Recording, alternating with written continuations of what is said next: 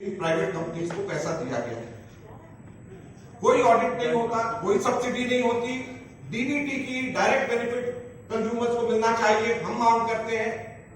सरकार दबाव देती है, डीआरसी कहती है, लेकिन कोई भी इसको ये सरकार, दिल्ली सरकार नहीं करती, ना तो ऑडिट करती है, ना डायरेक्ट बेनिफिट कंज्यूमर्स को देती है। उसके पीछे कारण क्या है, ये आगे आने वाली स्लाइड्स में मैं बताऊंगा, जो चौंकाने वाले तथ्य हैं।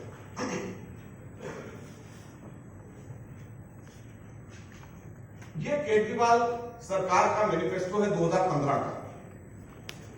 ये भी जो है, ये फिगर 13 में है, इंग्लिश वाले में पेज 8 में।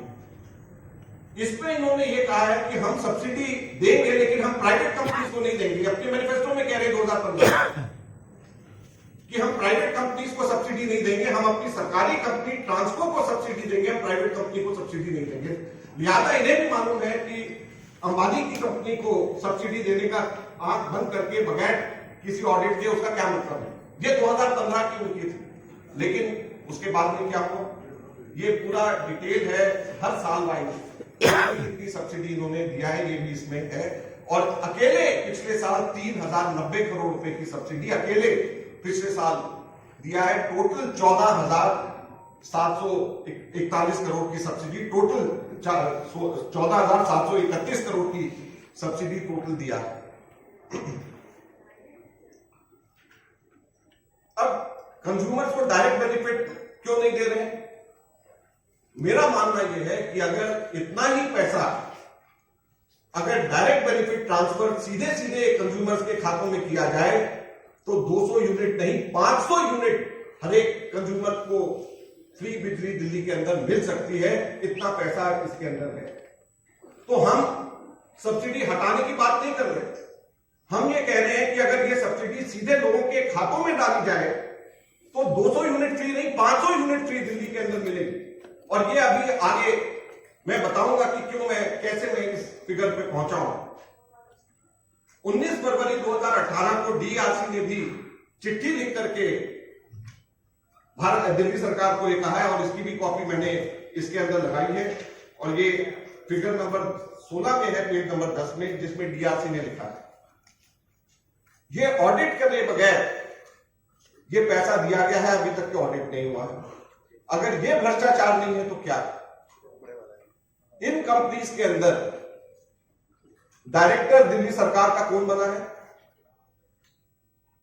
आम सीबीआई की जांच कराई जाए कि वो 30% कहां गए जिनकी सब्सिडी इन लोगों ने लिया है, जिसके नाम पे सब्सिडी ली गई है, जब केवल 60% लोग ही अगर रजिस्टर अभी हुए हैं। और ये कहते थे कि 90% दिल्ली के अंदर खुद मनीष सिसोदिया का बजट के ऊपर भाषण था कि 90% लोगों को हम सब्सिडी देते हैं।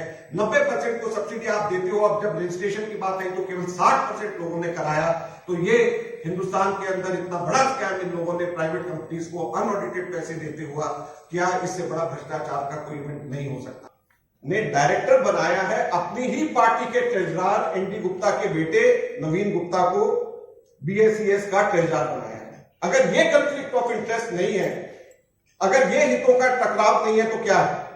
पार्टी अपने ट्रेजरर के बेटे को प्राइवेट कंपनीज के अंदर, प्राइवेट डिस्कॉम जिसको 14,771 करोड़ रुपया जिसको अनऑडिटेड देती है, उसी के अंदर डायरेक्टर अपने ट्रेजरर के बेटे को बनाती है। तो ये कंफ्लिक्ट ऑफ इंटरेस्ट नहीं है तो क्या है? अब जो है, इन्होंने बहुत मिस्टीरियस तरीके से इन्होंने वॉलंटरी सब्सिडी स्कीम कर दी। आप सबको फोन आ रहे होंगे, मैसेजेस आ रहे होंगे कि आप कोई जो सब्सिडी लेना चाहे वो दबाएं। सब्सिडी लेने के लिए वॉलंटरी स्कीम क्यों, क्या जरूरत पड़ रही है एकदम से? कभी आपने सोचा कि सब्सिडी लेने के लिए वॉलंटरी क्या जरूरत पड़ रही है? भाई, जो ज्यादा इस्तेमाल करता है, पैसे वाले लोग हैं, उनको तो जरूरत नहीं है। लेकिन जो गरीब लोग हैं, जिसको सब्सिडी मिलती है और मिलनी भी चाहिए, कोई ऐसा व्यक्ति, गरीब व्यक्ति नहीं होगा जिसको सब्सिडी मिलती है जिसने उसको उसके अंदर उसने रजिस्टर नहीं कराया। कोई ऐसा व्यक्ति नहीं हो सकता। मैंने बहुत लोगों से पूछा, अपने वर्कर से और बहुत लोगों से पूछा, कोई ऐसा नहीं। बल्कि जिनको सब्सिडी नहीं भी मिलती है, उन लोगों ने भी रजिस्टर करा दिया कि हो सकता है कल को सब्सिडी मिले तो हम लोग उसमें कर रहे हैं। लेकिन जिसको सब्सिडी मिलती है ऐसा एक भी व्यक्ति नहीं हो सकता कि जिसके अंदर सब्सिडी जिसने नहीं दी। अब बड़ा महत्वपूर्ण प्रश्न उठता है, 58 लाख लोग दिल्ली में डोमेस्टिक कंज्यूमर। सिसोदिया जी ने बजट में और आम आदमी पार्टी ने हर जगह के ऊपर ये बोलते थे कि दिल्ली में 90% लोगों को हम दिल्ली के अंदर हम फ्री बिजली दे रहे हैं। 90% उन्होंने बजट के अंदर अपने बकायदा फिगर 90% लिए। तो 90% के हिसाब से 58 लाख डोमेस्टिक कंज्यूमर हैं, इसके 90% लगभग 53 लाख बनता है। तो जब लोगों से पूछा जा रहा है तो 53 लाख लोगों को तो बोलना चाहिए। जब 90% लोगों को मिल रहा है तो 53 लाख लोगों को तो रजिस्टर करना चाहिए, क्योंकि कोई ऐसा व्यक्ति जिसका आता हो वो रजिस्टर ना करे ऐसा संभव नहीं है। फालतू कर सकते हैं, बहुत लोग की हो सकता है कम हो जाए, लेकिन जो इसका इस्तेमाल करता है वो रजिस्टर ना हो ये संभव ही नहीं। अब जो है आम आदमी पार्टी ने क्लेम किया कि 90% को मिलता है। वॉलंटरी सब्सिडी स्कीम में सिर्फ 37 लाख लोग रजिस्टर हुए। क्लेम करते थे सिर्फ 60% उसमें से रजिस्टर हुए हैं, 1/3 लोग रजिस्टर नहीं हुए हैं। इसका क्या मतलब है? इसका मतलब 1/3 फर्जी सब्सिडी के पैसे दिल्ली सरकार इनको देती थी। इसका मतलब यह है कि 14,731 करोड़ रुपए की जो सब्सिडी दी गई है, असल में उसके अंदर 1/3 फर्जी अकाउंट्स बना करके सब्सिडी दिए गए, और इसी वजह से इसका ऑडिट अभी तक के नहीं हुआ है। मुझे एक चीज बड़ा स्पष्ट मैं फिर से दोहराना चाहूंगा, 58 लाख दिल्ली में डोमेस्टिक कंज्यूमर्स हैं। ये दिल्ली सरकार अंबानी की कंपनीज को, डिस्कॉम्स को, प्राइवेट डिस्कॉम्स को 90% डोमेस्टिक कंज्यूमर्स के हिसाब से 14,731 करोड़ रुपया सब्सिडी के रूप में दिया। अब जब वॉलंटरी सब्सिडी स्कीम जब निकाली गई तो 90% नहीं सिर्फ 60% लोगों ने रजिस्टर किया, और उसके अंदर जितने भी लोगों को सब्सिडी मिलती होगी उन्होंने तो किया ही होगा, फालतू ने भी किया होगा। चलो, लेकिन हम मान लेते हैं कि 60% ने किया, तो वो 30% बाकी कहां चले गए? और क्यों ये लोग डीबीटी को अपोज कर रहे थे? क्यों नहीं?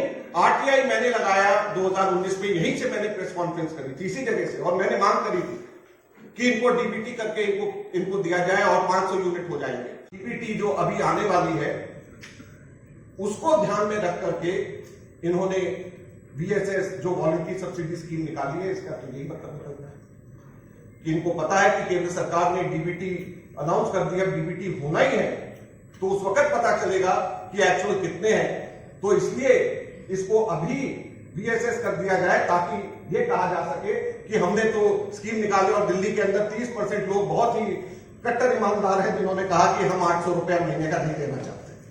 तो कौन सा ऐसा गरीब आदमी है जो 800 रुपया अपने परिवार के लिए हर महीने जो है केजरीवाल सरकार को दान के स्वरूप में दे देगा? मैं नहीं जानना चाहता।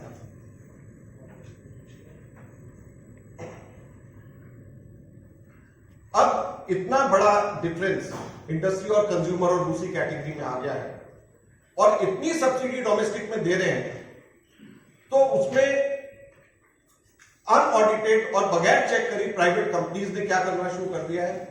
उन्होंने टोटल कंज्यूमर कैटेगरी की यूजेज में ही चेंज कर दिया।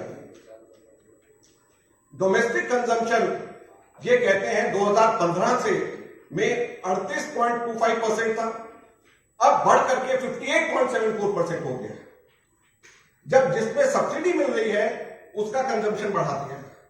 कमर्शियल का 19.40 से घट करके 16.79 और इंडस्ट्रियल का 10.20 रहा है। इसके अंदर दो कारण हैं। एक तो जैसे मैंने कहा कि पहले दिल्ली से बहुत बड़ी स्केल के अंदर इंडस्ट्रीज और ऑफिसेज शिफ्ट हो रहे हैं, तो जाहिर बात है कि कमर्शियल और इंडस्ट्रियल कम हुआ।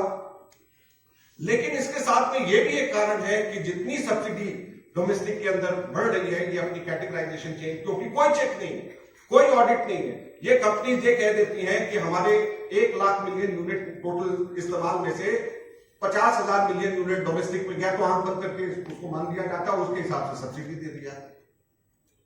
और ये मैंने ईयर वाइज बताया है कि किस प्रकार से सब्सिडी किस प्रकार से कंज्यूमर कैटेगरी के अंदर परसेंटेज में चेंजेस हुई हैं।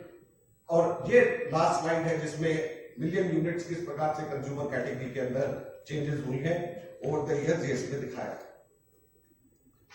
तो ये केजरीवाल साहब की बिजली मॉड्यूल है, जिसने बेरोजगारी को जन्म दिया दिल्ली में, जिसने दिल्ली के अंदर व्यापक भ्रष्टाचार, बड़ा स्पष्ट जो है बिजली की सब्सिडी के अंदर 30% मिसिंग, गायब जो बेनिफिशियरीज हैं उनका केस है। और मैं भारत सरकार से, हम लोग कांग्रेस पार्टी मांग करती है इस पे